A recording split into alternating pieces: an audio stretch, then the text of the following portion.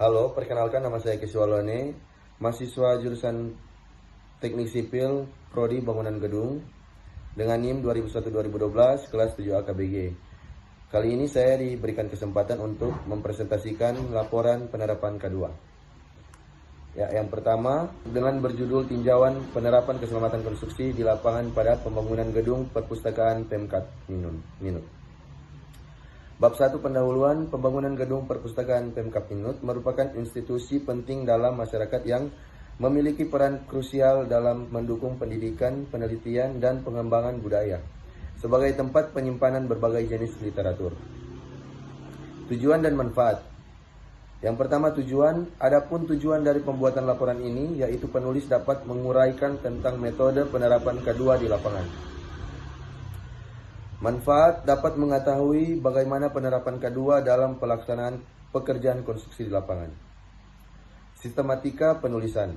Yang pertama bab 1 pendahuluan, yang kedua bab 2 dasar teori, yang ketiga bab 3 pembahasan dan analisis data, yang keempat bab 4 penutup. Bab 2 dasar teori mencakup hukum dan peraturan keselamatan konstruksi. Penerapan keselamatan konstruksi di lapangan pada proyek ini akan merujuk pada Undang-Undang Nomor 13 Tahun 2003 tentang Ketenagakerjaan dan Peraturan Menteri Pekerjaan Umum dan Perumahan Rakyat Nomor 05/PRT/M/2014 tentang keselamatan dan kesehatan kerja di bidang konstruksi.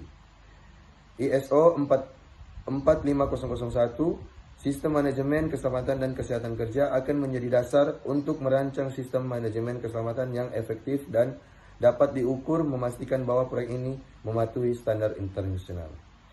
Manajemen risiko konstruksi. Pendekatan manajemen risiko konstruksi akan digunakan untuk mengidentifikasi potensi risiko di lapangan seperti kondisi cuaca ekstrim atau masalah logistik dan mengembangkan strategi mitigasi yang dapat diimplementasikan secara efektif. Manajemen proyek akan memasukkan pemantauan rutin dan tinjauan keselamatan sebagai bagian integral dari jadwal proyek, memastikan bahwa keselamatan tidak hanya dianggap sebagai prioritas sekunder.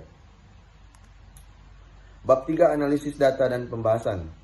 Penerapan penggunaan APD secara keseluruhan, tingkat kepatuhan terhadap standar keselamatan konstruksi mencapai kurang lebih 90%. Dengan beberapa aspek yang masih perlu diperbaiki. Dengan adanya beberapa pekerja yang masih kurang memperhatikan tentang APD, maka dibuat aturan untuk yang tidak menggunakan APD akan mendapatkan sanksi bila tidak mematuhi peraturan yang ada.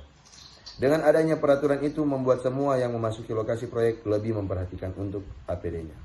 Dengan ini beberapa contoh foto